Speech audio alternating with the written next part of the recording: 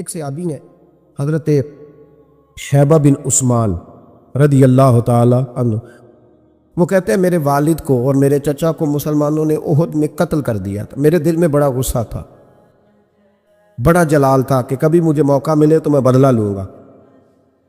کہتے فتح مکہ کے بعد نبی پاک علیہ السلام حوازن کی جنگ کے لیے نکلے، مجھے پتہ چلا حضور جا رہے ہیں تو میرے اندر شعلے بھڑک رہے تھے انتقام کے۔ روز میں منصوبہ بندی کرتا، پلاننگ کرتا کہ کسی طریقے سے میں ان تک پہنچوں گا اور بدلہ لوں گا۔ کہتے ہیں نبی کریم علیہ السلام نا حوازن کے لیے پہنچ چکے تھے، فرماتے ہیں میں بھی جنگ میں جا کے شریک ہو گیا، اور میں نے طریقہ اس طرح کا اختیار کیا کہ کسی طریقے میں حضور تک پہنچ جاؤں۔ سمجھ آ رہی ہے میری بات کی؟ نبی کریم علیہ السلام تک کسی طریقے پہنچ جاؤں۔ فرماتے ہیں لڑتے لڑتے، لڑائی کے دو طریقے ہوتے تھے، کبھی تو ایسے ہوتا تھا کہ ایک ایک دو آدمی مل کے آپس میں لڑتے تھے، پھر گمسان کا رن پڑتا تھا، گھمبیر ہو جاتی تھی جنگ، سمجھ نہیں آتی تھی تیر کہاں سے آیا، نیزہ کہاں سے آیا۔ فرماتے جب گمسان کا رن پڑا نا، مجھے موقع مل گیا، میں حضور کے قریب پہنچ گیا۔ حضرت شیبہ بن عثمان رضی اللہ تعالیٰ عنہ کہتے جب میں پہنچ گیا تو میں نے نا دیکھا کہ اب حضور کے قریب لوگ نہیں ہیں۔ فرماتے میں نے نا فوراً تلوار اٹھائی، تلوار اٹھا کے میں حضور کو معاذ اللہ شہید کرنے ہی لگا تھا کہ ایک نور چمکا حضور کے سامنے۔ پڑھیے درود صلی اللہ علیہ وسلم۔ کہتے ایک نور چمکا، اتنی تیزی تھی اس نور میں کہ میری آنکھیں بند ہو گئی، میرے ہاتھ سے تلوار گر گئی، آنکھیں چندھا گئی میری۔ فرماتے تلوار میرے ہاتھ سے چھوٹ گئی۔ اب جب وہ روشنی مدھم ہوئی نا تو میں نے دیکھا نبی پاک سامنے کھڑے مسکرا رہے ہیں۔ آپ نے میں نے کر دی، آپ نے سن لی، ذرا دیکھو تو صحیح، جو تلوار لہرائے اسے دیکھ کے بھی کبھی کو مسکرایا ہے؟ جس نے تلوار ہی لہرا دی، جو شہید کرنے ہی لگا تھا، پہنچ گیا تھا۔ لیکن یہ اخلاق میرے رسول پاک کا ہے صلی اللہ علیہ۔ فرماتے کہ ایک بدو نا حضور کی بارگاہ میں کچھ لینے آ گیا، خیرات لینے آیا، رات کا وقت تھا تو حضور صلی اللہ علیہ وسلم نے کچھ عطا کیا۔ جب حضور نے کچھ دیا نا تو اس نے بڑی سخت بات کی، بڑی سخت بات کی۔ حضور نے کچھ دیا تو کہنے لگا کہ یا رسول اللہ صلی اللہ علیہ وسلم میں نے تو بڑی تعریف سنی تھی، معاذ اللہ ثم معاذ اللہ نقل کفر نہ باشد۔ کہنے لگا میں نے تو بڑی تعریف سنی تھی، آپ نے تو کچھ بھی نہیں دیا۔ حالانکہ حضور تو جس کو ایک قطرہ عطا کرے اس کی تو نسلوں کی بھوک بھی ختم ہو جاتی ہے، لیکن دیہاتی تھا نا، ان پڑھ ہے، ابھی بدو ہے، آداب نہیں جان۔ میں نے تو بڑی تعریف سنی تھی، تو یہ آپ کیا دے رہے، یہ آپ نے کیا کیا؟ حضرت عمر فاروق رضی اللہ تعالیٰ عنہ موجود تھے تو جناب عمر نے تلوار پر ہاتھ رکھا، اس بے ادب کو قتل کرے۔ حضور نے فرمایا عمر ٹھہر جا، جلدی نہ کر۔ حضرت عمر فاروق رضی اللہ تعالیٰ عنہ کہتے حکم پا کے میں ٹھہر گیا تو حضور نے اس بدو کا دامن پکڑا، حضور گھر لے گئے۔ گھر لے جا کے حضور نے اسے کچھ اور دیا۔ فرمایا اب کیا خیال ہے؟ کہنے لگا تھوڑا اور مل جائے تو اچھا ہے۔ حضور نے تھوڑا اور دیا، پھر اور دیا، پھر اور دیا۔ اب تنگی داماں پہ نہ جا، اور بھی کچھ مانگ۔ جب حضور نے بڑا نوازا نا، کہنے لگا یا رسول اللہ بس کریں، اب تو مجھ سے اٹھایا بھی نہیں جائے گا، اب نہیں اٹھایا گا۔ اور ایک روایت یوں بھی ہے کہ وہ مسلمان بھی نہیں تھا۔ حضور اٹھایا نہیں جائے گا، بس کرے۔ حضور نے فرمایا اب تیرا میرے بارے میں کیا خیال ہے؟ تو عرض کرنے لگا یا رسول اللہ میں نے تیز آندھی، اتنی طوفان اتنا تیز چلتا نہیں دیکھا جتنی آپ کی سخاوت تیز چلتے ہوئے دیکھی ہے۔ حضور نے فرمایا مسجد میں تم نے میرے صحابہ کے سامنے جو کہا نا اس سے ان کے دل ٹوٹ گئے۔ یہ لفظ اگر تم مسجد میں جا کے بیان کرو گے نا تو ان کے دل جڑ جائیں گے۔ اب اس فکرے کو سمجھیے گا، جب اس نے کہا کہ حضور نے کم دیا تو دل ٹوٹے، دل ٹوٹے، یعنی محبوب امت کو یہ درس دے رہے ہیں کہ جب تم نے کہا نا نہیں دیتے تو امت کا دل ٹوٹتا ہے، اور جب تم کہتے ہو نا حضور بڑا دیتے ہیں تو دلوں میں خوشی داخل ہوتی۔ कौन देता है देने को मुंह चाहिए, देने वाला है सच्चा हमारा। नबी करीम सल्लल्लाहु ताला अलैहि वसल्लम उसे मस्जिद में लाए।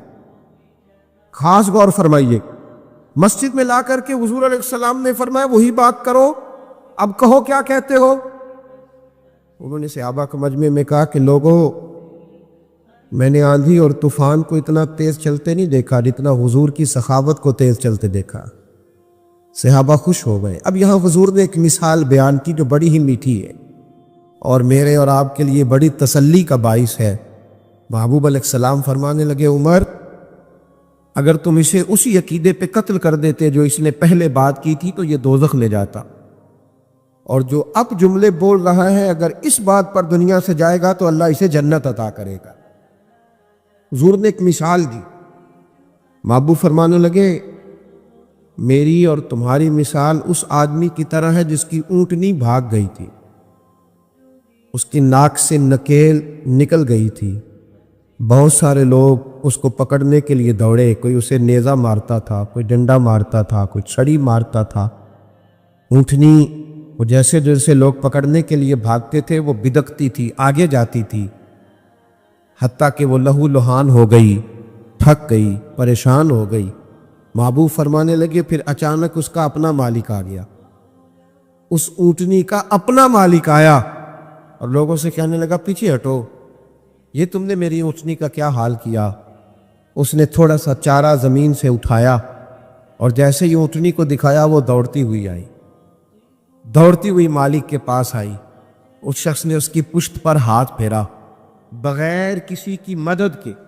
खास गौर करें बात पर, खास तवज्जो करके, बगैर किसी की मदद के ऊँटनी की नाक में नकेल डाली और फिर लोगों से कहने लगा तुमने बड़ा जुल्म किया, मेरी ऊँटनी को तंग किया, ऊँटनी मेरी है तो संभालने का तरीका भी मुझे ही आता है। गोया हुजूर फरमाने लगे उम्मत भी मेरी है, ये उम्मत मेरी है तो संभालने का तरीका भी मुझे ही आता है। रब्बे हबली उम्मती कहते हुए पैदा हुए तो हक ने फरमाया कि बख्शा अस्सलातु वस्सलाम। ये तरीका सीखे उम्मत को संभालने का, ये हुजूर ने हमें तरीका दिया, उम्मत को संभालने का तरीका सीखे। क्या क्या बहुत गर्जदार आवाज के साथ लोगों को संभाला जाएगा? क्या किसी शख्स को मुतकब्बिर कह के फिर उसे छोड़ दिया जाएगा कि वो तकब्बुर में बढ़ जाए? किसी शख्स को दुनियादार कह के उसे छोड़ दिया जाएगा कि जो मर्जी करता रहे? किसी शख्स को बहुत ज्यादा गुनाहों में उलझा हुआ देखकर छोड़ दिया जाएगा? नहीं, हिकमत के साथ उसका इलाज किया। देखे ना हुजूर की बारगाह में आके एक शख्स ने कहा था, या रसूल अल्लाह सल्लल्लाहु ताला अलैहि वसल्लम, हुजूर मैं कलमा पढ़ना चाहता हूँ। इमाम राजी इस हदीस को लाए, मैं हुजूर कलमा पढ़ना चाहता हूँ लेकिन मेरी कुछ बुरी आदत है जो मुझसे छूटती नहीं। हुजूर ने फरमाया कौन कौन सी? हम लोगों ने तो लोगों को काट दिया लोगों को। ओहो ये नशा करता है, रिश्तेदार हो के भी हमारा कोई ताल्लुक नहीं, इसे उठाओ किसी हॉस्पिटल में ले जाओ ताकि बेचारा दोबारा से दुनिया में आ जाए। किसी से गलती हो जाती है तो लोग उसे काट डालते, बल्कि इस तरह करते हैं कि मुआशरे से काट दिया जाता है। जब आप प्यार करेंगे, इन लोगों को वापस लाएं, ये फिर से सोसाइटी का हिस्सा बनेंगे। इमाम राजी कहते हैं कि उस शख्स ने आके अर्ज किया, रसूल अल्लाह सल्लल्लाहु अलैहि वसल्लम मेरे अंदर कुछ बुरी आदत है जो मैं छोड़ नहीं सकता, तो उनके होते हुए मैं कैसे कलमा पढ़ूं? हुजूर ने फरमाया बयान करो। अर्ज करने लगे, या रसूल अल्लाह सल्लल्लाहु अलैहि वसल्लम मैं माज़अल्लाह ताला नाजायज़ फ़ेल का, औरतों से नाजायज़ ताल्लुक़ रखने का भी आदी। हुजूर मैं चोरी भी कर लेता, माज़अल्लाह शराब भी पी लेता, और चौथी बात ये की कि हुजूर झूठ बोलने का बड़ा आदी है। हुजूर इन गुनाहों की बड़ी कोशिश की है पर ये जान छूटती नहीं, इनकी मौजूदगी में कैसे कलमा पढ़ूं? मेरे मुस्तफ़ा करीम मुस्कुराए। हुजूर ने फरमाया एक छोड़ दोगे? वो नहीं तवज्जो की आपने मेरी बात। क्या फरमाया बोलिएगा? वैसे मेरा मशवरा है जो ज्यादा गुनाहों में घिरे हुए हैं एक छोड़ के देखें। एक बीमारी का इलाज हो जाए तो दूसरी का भी हो ही जाता है। हम सब बीमारियों के साथ जीना चाहते, एक छोड़ के तो देखना भाई, एक एक करके छूट जाया करती, एक छोड़ दे। उसने कहा हुजूर हुक्म करे, मैं सरदार हूं कबीले का, فرمایا تم نے جھوٹ نہیں بولنا آج کے بعد، یہ پہلے چھوڑ دے، میں تمہیں کلمہ پڑھاتا ہوں۔ کہا حضور وعدہ ہو گیا جھوٹ نہیں بولوں گا۔ وہ کہتے ہیں جھوٹ چھوڑنے کے وعدے پر میں نے محبوب علیہ السلام نے مجھے دوا دے دی، میں نے کلمہ پڑھا۔ معاذ اللہ تعالیٰ پہلے دن جب میں گیا تو مجھے ایک چیز گری پڑی نظر آئی، چوری بھی نہ کرنی پڑی لیکن کسی کی تھی۔ جب میں ہاتھ ڈالنے لگا میرے دل میں خیال آیا اگر کسی نے پوچھ لیا کہ بھائی میری وہ چیز تو نہیں دیکھی، تو جھوٹ تو میں بول نہیں سکتا، تو سچ بولوں گا تو چور بنا دیں گے لوگ۔ کہتے ہیں پہلے دن ہی وہ چوری والا معاملہ تو گیا ہاتھ سے۔ اب میں ذرا آگے بڑھا تو گھر پہنچتے ہی شراب کی بوتل ہاتھ میں آئی۔ فرماتے ہیں دل میں خیال آیا کہ شراب پی کے باہر نکلوں گا، کسی صحابی نے جن کا اب میں پیر بھائی ہو گیا ہوں اگر مجھ سے شراب کی بدبو سونگھ کے پوچھا کہ تم نے شراب پی، شراب پی ہے تو جھوٹ تو بول نہیں سکتا، تو سچ بولوں گا تو کیا سوچیں گے کہ حضور کا غلام ہو کے یہ کام کرتا ہے۔ فرماتے ہیں رات ہوئی تو ایک خاتون کے پاس گیا، معاذ اللہ ثم معاذ اللہ منہ کالا کرنے کو۔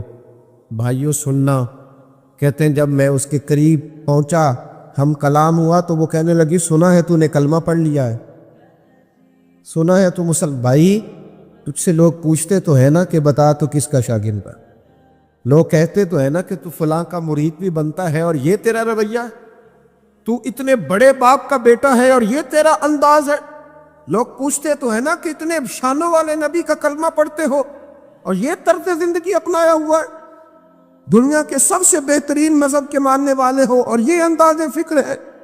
رسول رحمت صلی اللہ علیہ وسلم کے وہ غلام فرماتے کہ اس نے پوچھا کلمہ پڑھ دیا، میں نے سنا۔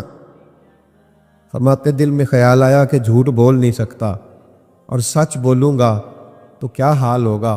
فرماتے وہاں سے بھی واپس آ گیا، ایک ہی دن گزرا تھا، ایک ہی گناہ حضور نے چھڑوایا تھا اور میرے سارے چھوٹ گئے۔ فرماتے اگلے دن میں مسجد نبوی میں حاضر ہوا تو سب لوگ باتیں پوچھ رہے تھے، میں دور بیٹھ کے محبوب کے بس چہرے کی زیارت کرتا جا رہا تھا، میں بس چہرہ ہی دیکھتا جا رہا تھا، میں دیکھتا ہی جا رہا تھا، میں دیکھتا ہی جا رہا تھا اور میرا دل نہیں بھر رہا تھا۔ حضرت صدیق اکبر کہنے لگے کیا دیکھ رہے ہو؟ تو میں نے کہا اس حکمتوں والے رسول کو دیکھ رہا ہوں۔ عروہ بن مسعود ثقفی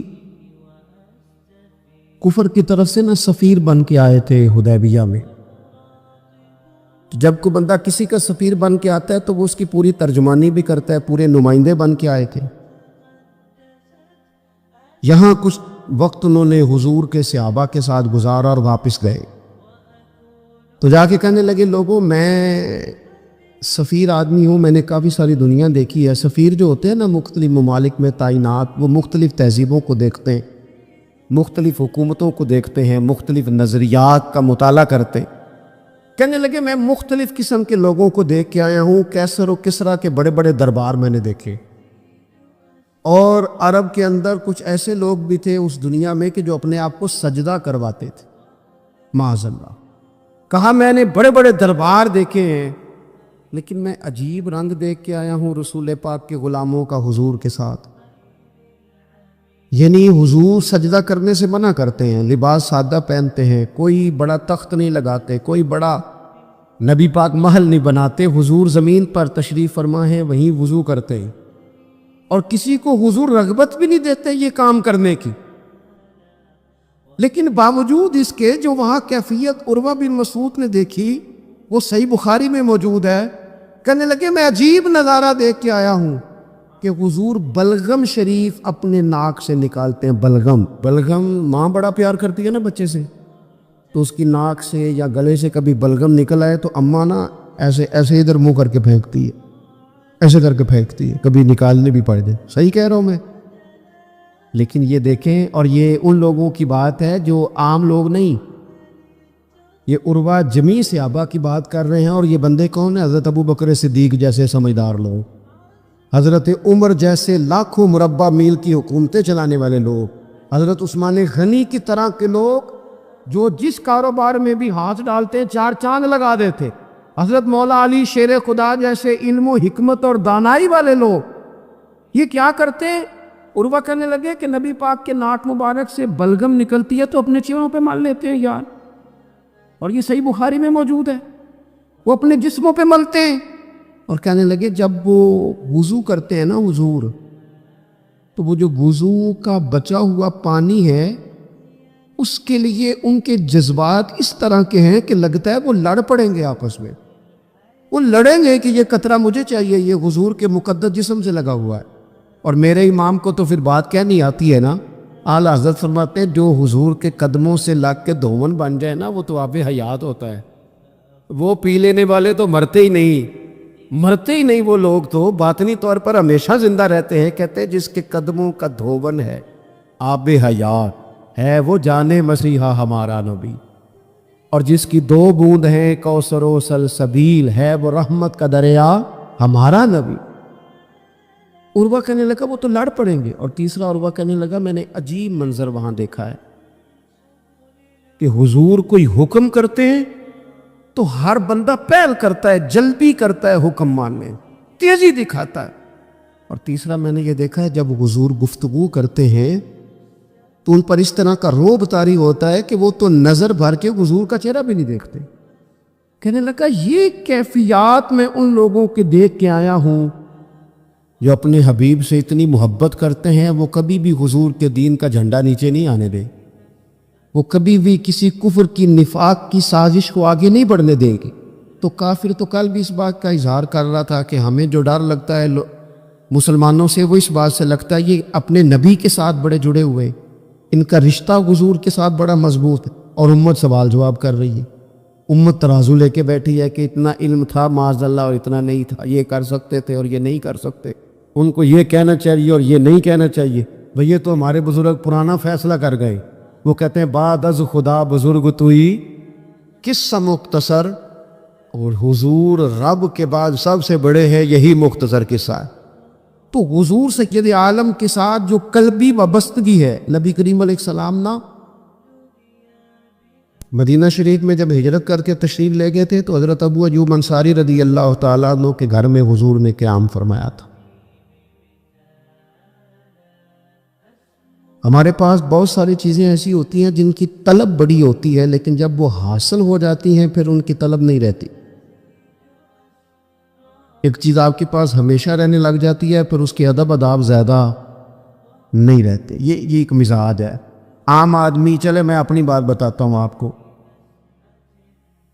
عام آدمی جو ہوتا ہے نا وہ قرآن شریف کے غلاف کو بھی چومتا ہے، پھر قرآن پاک کو بھی چومتا ہے، پھر وہ بڑے احترام سے کھول کے رکھتا ہے، لیکن ہمارے مدارس میں جو حافظ ہوتے ہیں وہ نہیں زیادہ چومتے، ان کے پاس رہتا ہے نا ہر وقت، وہ لا کے رکھتے، ادب کرتے ہیں، کوئی بے ادبی نہیں کرتے، اللہ معاف کرے، لیکن جس طرح سے عام آدمی اس کو بار بار چومتا ہے یا ذوق کا اظہار کرتا ہے، دیکھیں حافظ بیچ بیچ میں سے ناراض ہونے لگ گئے ہیں مجھ سے۔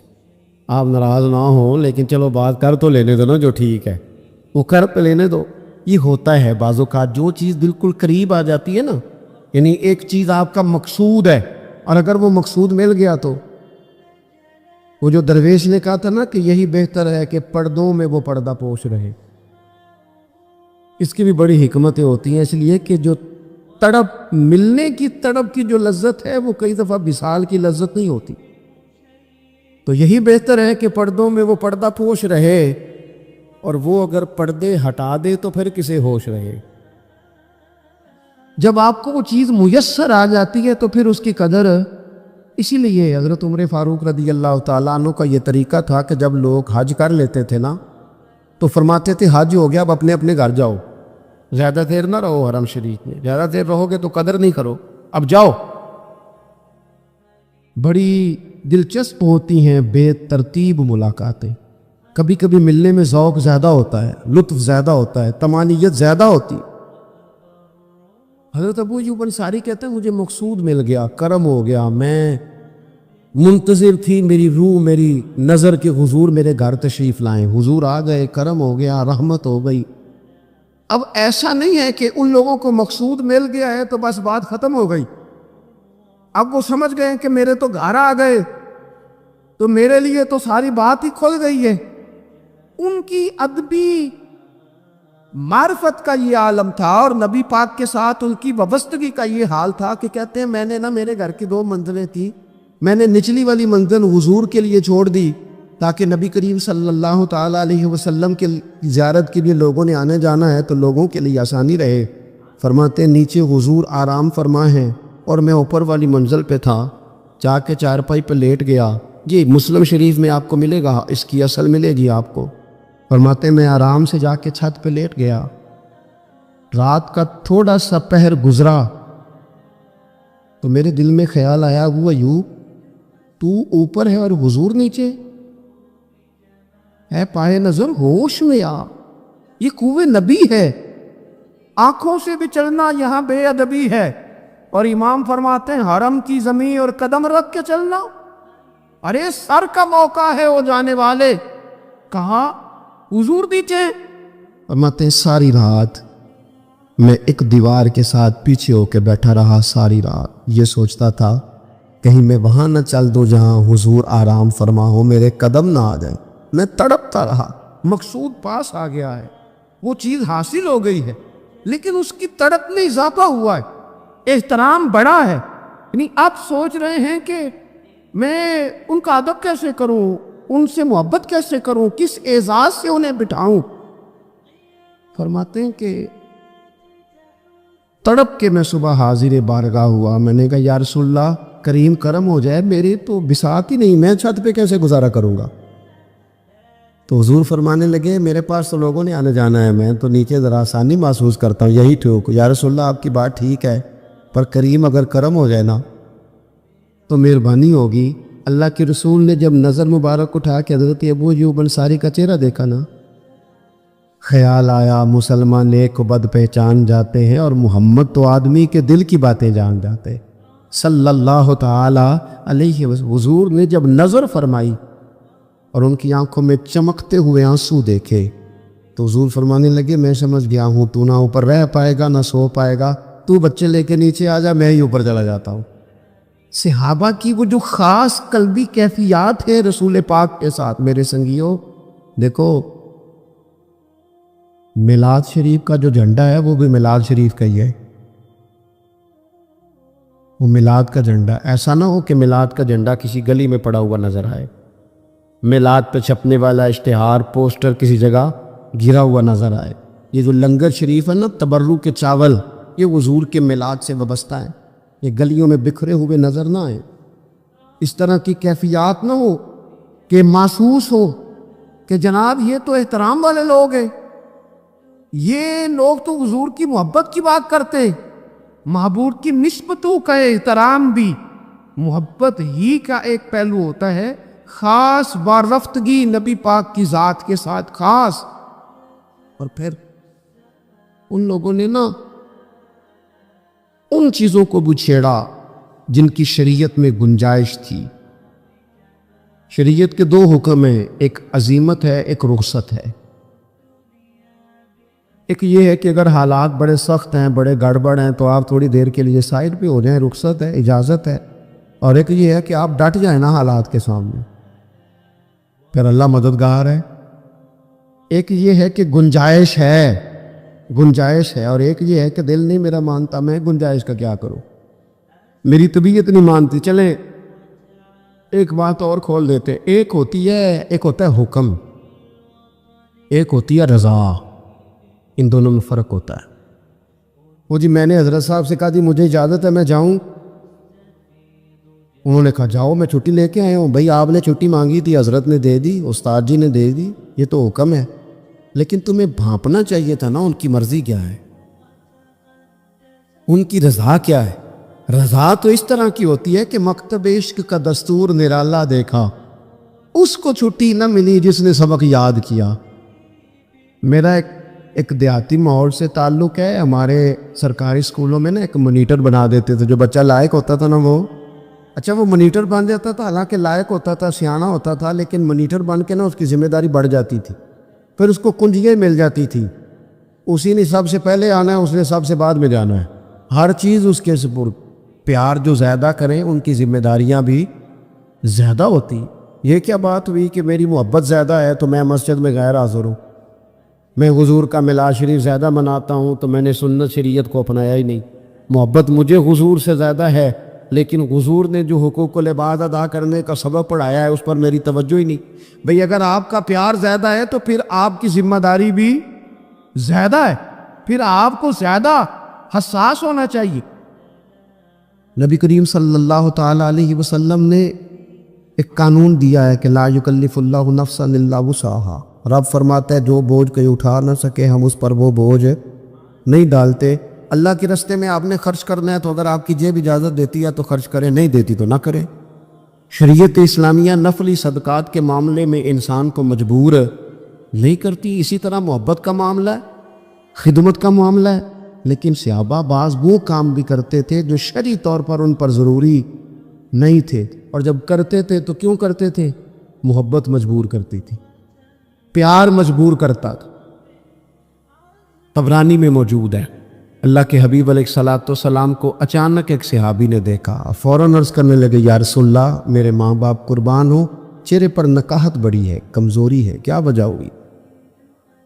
حضور نے ایک ٹھنڈی آہ بھری اور فرمایا میں نے کئی دنوں سے کھانا نہیں کھایا، کھجور اور پانی پر گزارا ہے۔ میٹھا کھانا بھی سنت ہے لیکن فاقہ کرنا بھی سنت ہے۔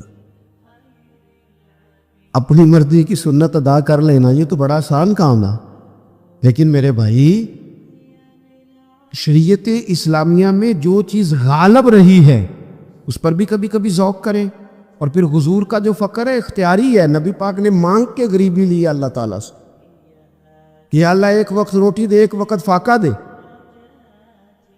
تو نبی کریم علیہ السلام نے فرمایا کہ میں نے کھانا نہیں کھایا، کھجور پانی پہ گزارا ہے کئی دنوں سے۔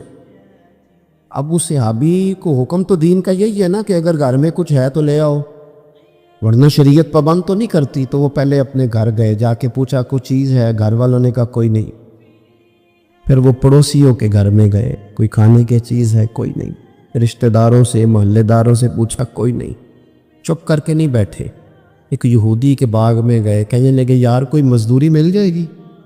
وہ سجنا یار منون دی خاطر اساں کی پیس بٹائے، کوئی مزدوری ملے گی؟ اس نے کہا گرمی بڑی سخت ہے، پانی کنویں کا نیچے چلا گیا، ایک ڈول پانی کا اگر نکال سکتے ہو تو ایک کھجور دوں گا۔ فرمانے لگے منظور ہے۔ کہتے میں نے اپنے کندھے سے چادر اتار کے بچھا لی، ایک ڈول پانی کا نکالتا، ایک کھجور ملتی، وہ میں اس کپڑے میں ڈالتا جاتا، چادر میں ڈالتا جاتا۔ جب ذرا میری چادر بھر گئی کھجوروں سے، میں نے اسے سمیٹا، لے جا کے حضور کی بارگاہ میں پیش کیا، محبوب وہیں بیٹھے تھے۔ کہتے حضور نے میرا پسینے سے شرابور وجود دیکھا اور میرے چھالوں سے بھرے ہوئے ہاتھ دیکھے اور میری تھکے تھکے وجود کو دیکھا، تو کریم نے ایک کھجور اٹھائی اور اٹھا کے منہ میں رکھی۔ حضور فرمانے لگے کس نے تجھے مجبور کیا یہ کام کرنے پہ؟ اس کی مجبوری تو کوئی نہیں نا، کس نے تجھے مجبور کیا؟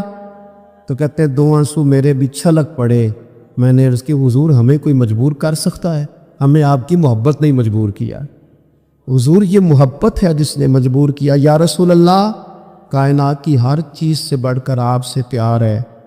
یہ غریب آدمی، سادے لوگ ہیں، یہ بہت مہنگے تحائف لانے کی ظاہری پوزیشن میں نہیں ہیں، لیکن دیکھو نا اظہار محبت کے معاملے میں کتنا بڑا دل رکھتے ہیں۔ یا رسول اللہ صلی اللہ تعالیٰ علیہ وسلم، آقا محبت نے مجبور کیا، وہاں انعام نہیں ملا، ظاہری طور پر جو انعام ہوتے ہیں وہ نہیں، اس کا نہیں حضور نے اعلان کیا۔ حضور فرمانے لگے سن پھر، اگر تو مجھ سے محبت کرتا ہے تو فقر و فاقے کی تیاری کر، مصیبت کے لیے تیاری کر۔ اگر جو مجھ سے محبت کرتا ہے اس کی طرف تو مصیبتیں دوڑ کے آیا کرتی، پھر تو تیاری رکھ، پھر تو سہنا سیکھ، پھر دل بڑا کر، کشادہ کر، پھر دیکھ تجھے آزمائشیں آئیں گی، زخم پہ زخم کھا کے جی، خونے جگر کے گھونٹ پی، آہ نہ کر اب لبوں کو سی، یہ عشق ہے کو دل لگی نہیں۔ یہ کوئی ایسے تھوڑی ہے کہ تیری دل لگی تھی اور تو دو باتیں کر سن کے تو چلا گیا، یہ عشق ہے کوئی دل لگی نہیں۔ تو حضور کو جس انداز میں صحابہ نے چاہا جس طرح انہوں نے نبی پاک سے محبت کی، اپنی ساری توجہات کا مرکز ذات رسالت کو بنایا، حضور کی رضا کو ہر معاملے میں مقدم جانا، ہماری ذمہ داریاں ہیں کہ ہم بھی اپنے محبوب کے لیے اپنے جذبات کو کشادہ کریں، اپنے دل میں وہ ساری باتیں پیدا کریں جس کی بنیاد پر ہمارا بھی ایمانی رشتہ نبی کریم سے مضبوط ہو سکے۔ بات ختم کرنے لگا ہوں۔ دیکھو، جس کو حضور سے پیار ہوگا نا، اسے نبی پاک کے صحابہ سے بھی پیار ہوگا، اور جسے حضور سے محبت ہے اسے اولاد رسول سے بھی محبت ہے، اور جسے حضور سے محبت ہے اسے امت رسول سے بھی محبت ہے۔ میں اور آپ بڑے آرام سے اپنے اپنے گھروں میں بیٹھے، لیکن 2 مہینے ہونے کو ہے، سیلاب والے اپنی بیٹیاں لے کے جھونپڑیوں میں بیٹھے، سڑکوں میں۔ 4 دن خبریں زیادہ تھیں اخبارات میں، تو ہمیں بھی تھوڑا احساس زیادہ تھا، کیونکہ اب خبریں مدھم ہو گئی ہیں، تو ہماری طبیعت بھی مدھم ہو گئی ہیں۔ ہم تو چلتے ہیں کہ آج کل ٹرینڈ کیا ہے، وائرل کیا چیز ہے، اس کے مطابق ہم بھی اپنا ٹرینڈ چینج کر لیتے ہیں۔ میں مسافر ہوں، بڑے سفر کرتا ہوں روز، تو بہت سارے لوگ محبت سے کہتے ہیں آج ہمارے ہاں رہ جائیں، تو میں ان سے کہتا ہوں یار، جو نیند اپنے بیڈ پہ آتی ہے وہ کسی اور جگہ نہیں آتی ہے، گھر ہی جانے دو، گھر ہی بندہ آرام سے سکون سے سو سکتا ہے۔ کسی کا بڑا بہترین گھر بھی ہو تو جب کسی کے گھر نیند نہیں آتی، بچے نہیں سوتے، اپنے گھر جانا ہے، تو مجھے بتاؤ جو بیچارے جھونپڑیوں میں آ کے بیٹھ گئے، ان کے لیے کتنی مشکل بات ہے، خیموں میں بیٹھے۔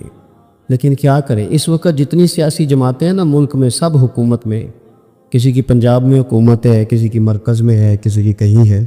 چاہیے تھا نا یہ سارے وسائل استعمال کرتے اور ان لوگوں کی خدمت میں پہنچتے۔ ہمیں اپنے دل کشادہ کرنے چاہیے حضور کی امت کے لیے۔